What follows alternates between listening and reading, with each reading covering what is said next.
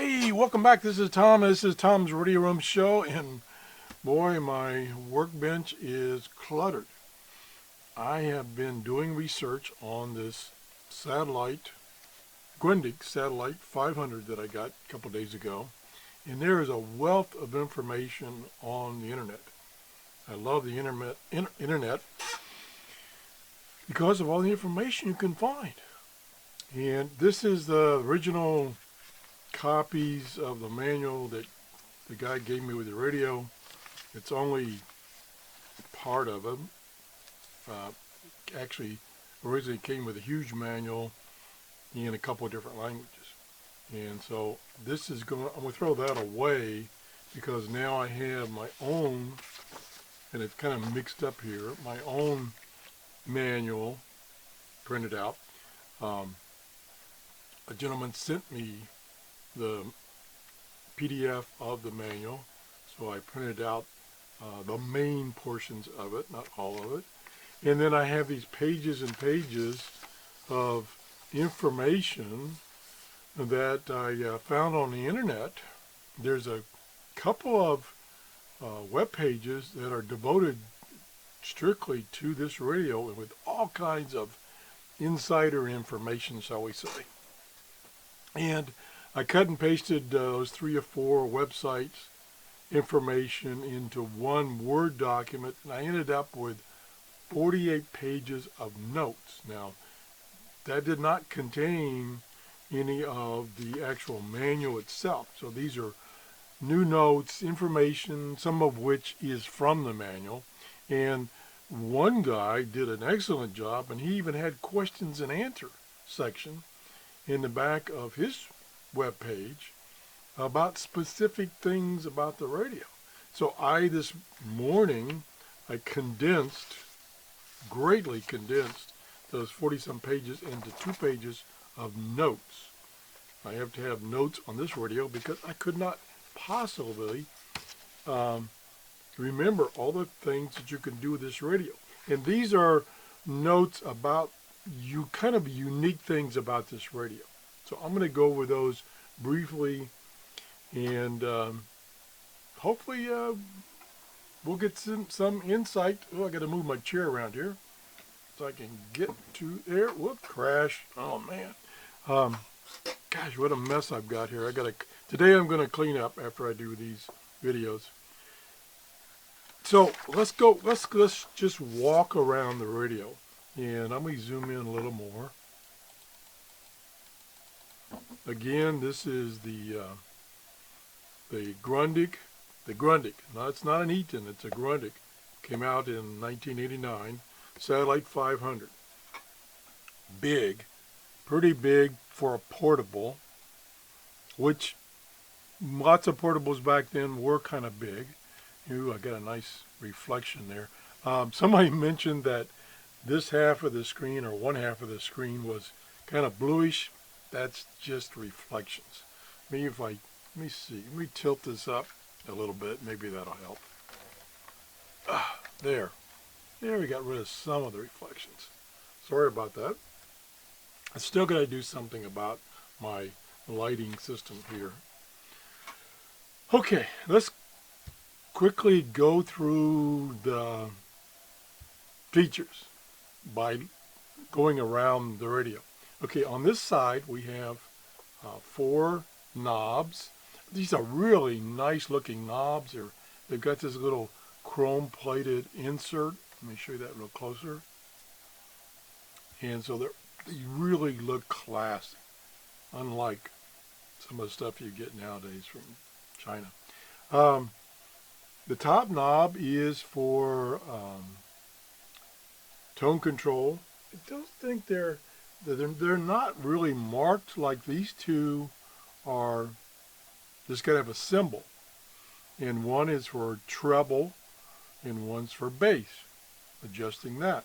This is the volume control, and this is I don't know why they devote a big switch for this, but this is to lock the keyboard and everything out so that you won't, once you got it set up, it doesn't change in case you got a particular frequency or setup you don't want to change. You can turn the lock on or turn it off. Over here on this side is the big tuning knob. It's detinted. I don't know if you can hear the clicking. It's detinted. This is the either manual or automatic gain control, or RF amplification. The other thing is this radio, like many others, including like the Sony's, does have muting while tuning. So if you try to tune it fast, it'll mute and you won't hear anything. So that's a drawback. This section is devoted to this keypad. It has the numeric keys and a clear button, a decimal point, and if you're punching in a frequency, you can hit this button to enter it, or you can just hit this button without an entry and it will jump through the various international broadcast bands. This is the memory button to call up what you stored in the memories. Here, this whole section right here is for the timer controls. The sleep timer, the clocks themselves, setting the sleep timer, selecting which one you want to use. And then this over here is the mode controls. Up here is the power on and off, FM mode selection, AM mode selection, which you hit 3 times to go through the various major bands: long wave, medium wave, shortwave. This is the alphanumeric button, so that if you want to enter an alphanumeric tag with a memory location, you have to use this button, and I haven't used it yet. It doesn't have an alpha keyboard. It has a numeric, and so you got to use this plus this, enter in the alpha characters. Probably really cumbersome. This is the mono stereo button. This is the bandwidth button, the sync button. It does have a kind of synchronous detection, but not anything like what you get on the Sony radios. So we'll talk about that later. Upper and lower sideband selections, memory scan buttons up and down, search up and down, so you can search through frequencies. The free button tells you whether a memory location is free or available, or the next one is free or available. And I think that's about it. So that's all the buttons and knobs. On this side, and it's going to be out of focus a little bit, is that funky antenna, external antenna connector, the internal and external switch, which apparently I'm having a little problem with, and the local DX switch. On this side is the line out, which it should not be connected to a speaker. It should be connected to an amplifier or a recording device. And then there's a headphones jack. There is the speaker output, which could be connected to a speaker. And then there's one more, and I don't remember what it is. Okay, I'm sorry, I don't remember what that one is. Again, it's kind of some type of audio output. Speaking of audio output, if you want to listen to stereo, then you connect to one of those audio output connectors, and this speaker remains in the circuit, and you get one side of the stereo channel, and the external is the other side. Unfortunately, they never made a speaker that matches this radio to use that function. So they kind of missed a market there.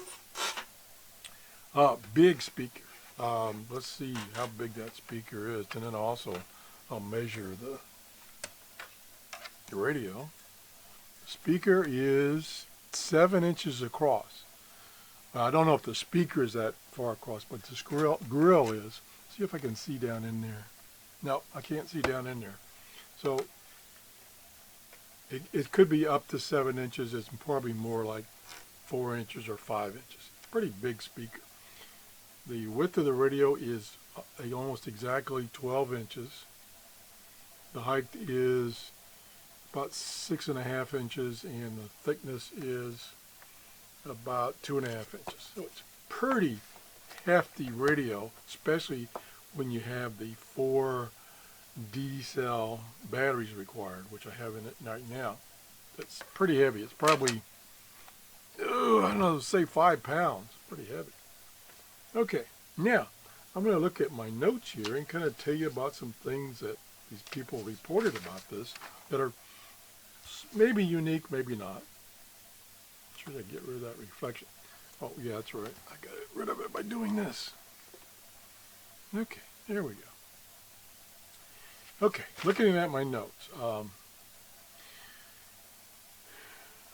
Let me turn it on.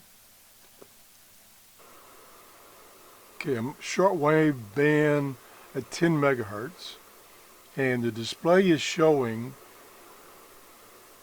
1000.0.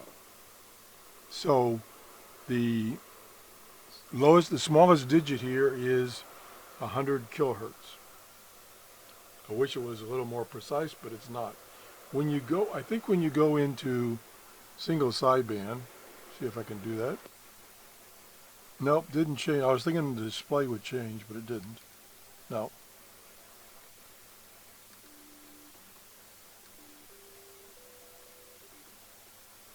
Okay, let's get out of that. Oops. Oh, I could have done it easier just by hitting the button again. Okay, I'm still in lower sideband there. Now I'm back in standard mode, not single sideband. You can direct tune an international broadcast band, go to it immediately by putting in the meter number. So for instance, if I wanted to go to 31 meters, I would type in 31 and then hit frequency here, and it would take me to the bottom of the 31 meter band. Or if I wanted a specific frequency, then I type it in, such as 5 megahertz. I type in 5,000, enter, and now it's at 5 megahertz. So that's how you would use the numeric keypad to get directly to a meter band or to a specific frequency. And if you type like 960, ooh, I can hear WWV on 5 megahertz, and I have no antenna connected, plus the internal whip antenna is turned off. Pushed it down. Okay. Where was I? Dun, dun, dun, dun, dun, dun. Okay, you can, I said okay too many times. You can directly tune one of the memory locations by putting in the number and then hitting memory. Oh, what I was going to say is, if you put in like 960, which is the medium wave band, it will go to that medium wave band. So you don't have to go up here and select the medium wave band. It will go to it directly. All right. The synchronous detect, this button here, will retune the receiver's bandpass for about plus or minus 2.5 kilohertz. So that way you can kind of get a little finer resolution on your tuning. Let me go back to, say, 5 megahertz.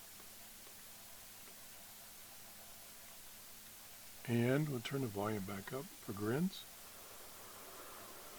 And we'll hit synchronous. Okay, my understanding is, and it doesn't appear to do that, it changes the tuning rate. It doesn't appear to do that, so I'm not sure what that meant. If I go to, for instance, if I go to lower sideband, it still only shows an increment of 100 kilohertz. So I don't know how you get that to be any finer. Something I'll have to experiment with. Okay, let's go on. Looking at my notes again. Okay, it says that this person said that to improve reception, pressing the mono button using the main tuning knob allows you to detune the automatic pre-selection. Okay, let's see what happens. So if I hit, what did it say? Mono. The mono. Where'd the mono button go? It was here a second ago. There it is. And I don't see the display for the frequency changing. Now I don't know if it's actually, let me go, man, see if I'll pull the antenna out a little bit. And we'll get real crazy and hook up an external antenna to the, ooh, here we go. So there's the clock with a lot of noise. We tried 10 megahertz.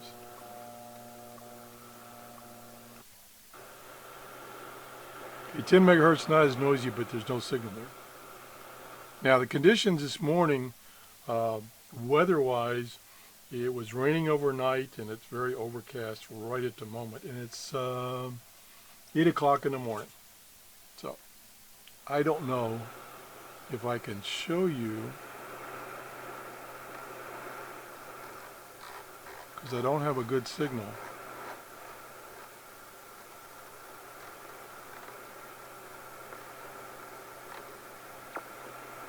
Yeah, I think something is changing, because when I tuned using that mono button, the signal strength went down. So let me see if I can do it again. Watch this, that right there. Of course, it's jumping all over the place. See, now it's way down. It's jumping around, so not a good illustration. Again, really screwed up here. Okay, moving on. There's an undocumented option with the so-called test mode. When the set is switched off, and I mentioned this in the previous video, you press the buttons 0, 5, 0. Notice it's showing up on the screen here, even though the radio is off. 251, 251, and press store. It shows, let me turn the sound off. It shows which of the 3 versions of radios this is. And it says INT, which is for international version. So there's a professional version, which is also, I think, the German version, the Italian version, and the international version, INT. And then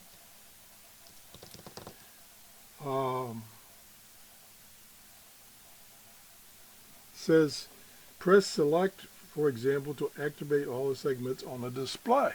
Okay, select, word select, go, select. Okay, there it shows you everything that it possibly can display.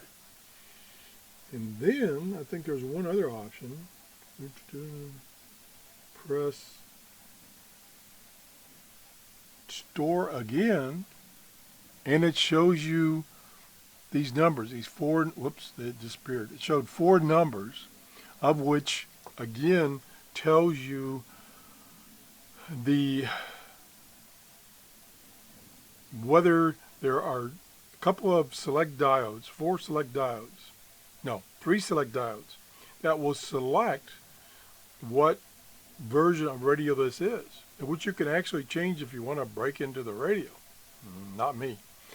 So I had it there for a second. There it is. So I got 1, 1, 0, 3 1s and a 0. And according to this article, it says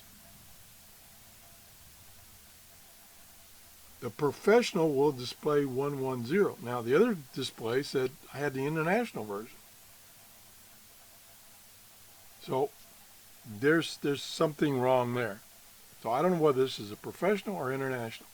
I'm guessing it's the international because it displayed INT, and I'm thinking that maybe his decode is wrong. I'm guessing. It's always dangerous. Okay. Okay, so so much for that. Now let's turn it back off and back on to get out of that mode. All right, what other notes do we have? It says, press the sync button and no audible changes occur. This is because on the AM bands, it is permanently on unless you select lower or upper sideband. And then it says the switch merely changes the tuning steps from 1 kilohertz to 100 kilohertz. Well, I never saw it at 1 kilohertz. Now maybe he means that it's at 1 kilohertz when you're in single sideband. Let's just see if I can see that. Okay, let's go back to 10 megahertz. Okay, and then we'll press the sync button. No, first we'll go into upper sideband, which is noted up here. And it does say, okay, that's bandwidth. Okay, then we'll press sync, which did show up here, and the upper and lower sideband button, or indication up here, disappeared. So now we have it in sync. Let's try upper again. Nope. So I get the display either gives me sync or upper or lower sideband. So I'll get both. And if I tune, it looks like it's still tuning at 100 kilohertz. Now if we go back to sync, there's no change. So there may be either some confusion on my part or this is wrong.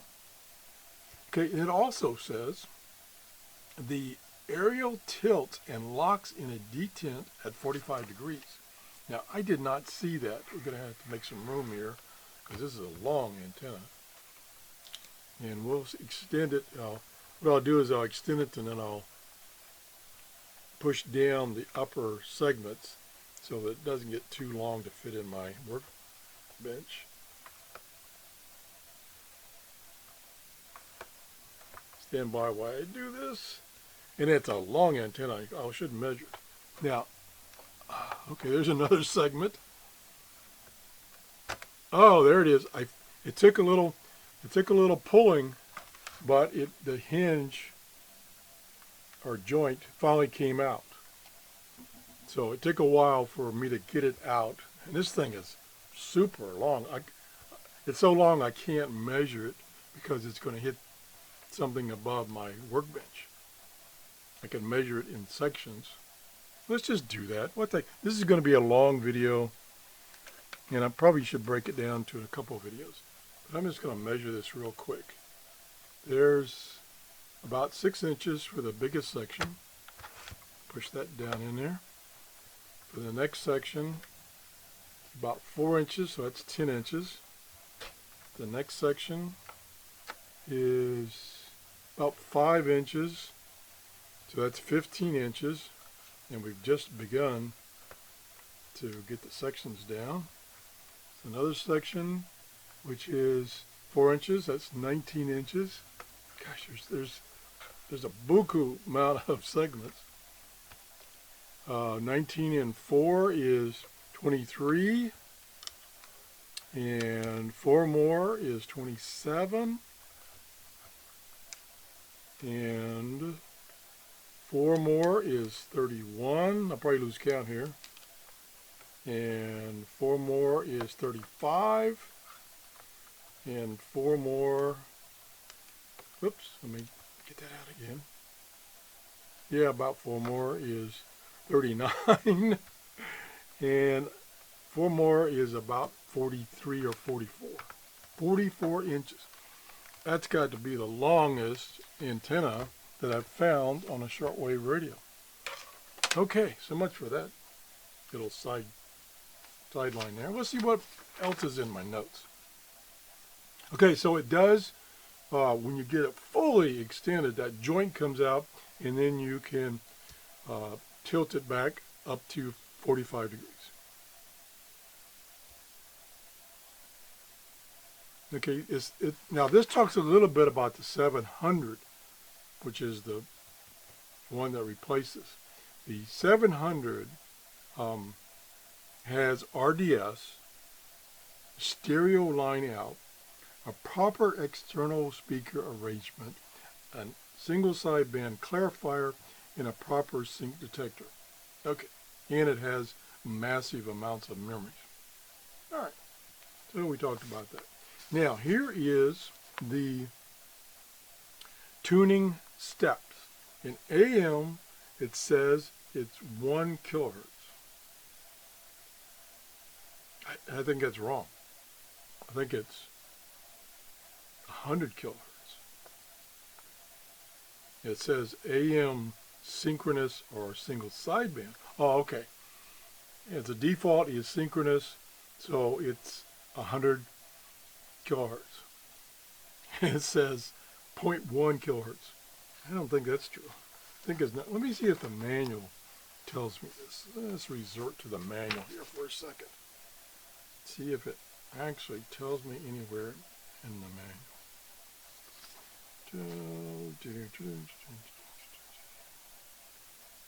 Bear with me.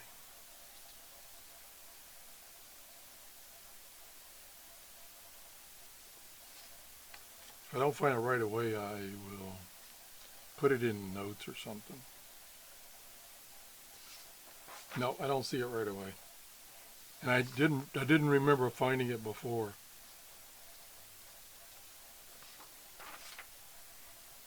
Okay, we're not wasting more time looking for that. But only thing I've noticed is in shortwave it seems to be tuning at 100 kilohertz. So you'll watch right here. I get that reflection off there. This is 0.3, 10,000 kilohertz or 10 megahertz, 0.3. And if I tune it, that last decimal place is the only thing that's changing, which is 0.0 kilohertz or, oh, 0.0 kilohertz, excuse me, correct me, 0.0 kilohertz, yes. It is tuning at 0.0 kilohertz. All right. Okay. So that is correct. Or he is correct and I am wrong, which is kind of the norm. Let's see, what else? The IF filter bandwidths, the wide is 6.8 kilohertz and the narrow is 3.8 kilohertz. So there's only two selections on the bandwidth. The signal strength, which is right here. Also below that is the meter strength, which only shows when you first turn it on, is supposedly 16 segments. And it's just a bar that moves back and forth. It doesn't fill in. I disconnected the external antenna, so the bar is not moving at all. I'll hook that back up. Okay, so now you can see maybe the bar moving. So it doesn't fill in behind itself, it's just one bar that moves back and forth. Yeah, I don't particularly like that. I'd rather have it fill in. Okay, the auto button, did I even mention the auto button? Oh yeah, the auto button up here automatically selects one of the timers. The sleep timer, for instance, whatever you've set up. Now, the microprocessor in this radio adjusts pre-selectors for each band. So that means it's got a pre-selector built into the radio, which helps with tuning. And then this guy mentioned, which I thought, is that attaching a external antenna to the side connector bypasses a preamplifier that's used on the external amplifier. So you lose a little bit of amplification if you use the side connector. Consequently, or oppositely, if you do what I had just done, is connect an external antenna to the whip. You get that additional preamp, but it might overload the radio. But you can use this AGC in the manual mode to reduce that signal that's coming in. I think I kind of touched on all the things I want to touch on. The manual is about, the English version of the manual is about 40 pages. So there is a ton of features and things you can do, which I am just beginning to learn. I apologize for the mistakes I made in this video, but I'm still learning, and I wanted to show you just what this radio is capable of doing. I'll be doing some more learning about this radio, and I'll do an update to this show showing you some details of the features. And once band conditions get a little better, I'll do some reception testing. And I think what I'll do, because I got it right here, is I'll compare it to this modern Texan PL. That's a 380. I wanted the 310. Oh, it's in the box. The Texan PL 310 ET. I'll compare these two radios. Totally different era of electronics and circuitry, to see how they do. If you enjoyed the show, please give me a thumbs up. Oh my gosh, I'm over 30 minutes. Sorry for the rambling and the mistakes I made. Have a good day. Bye-bye.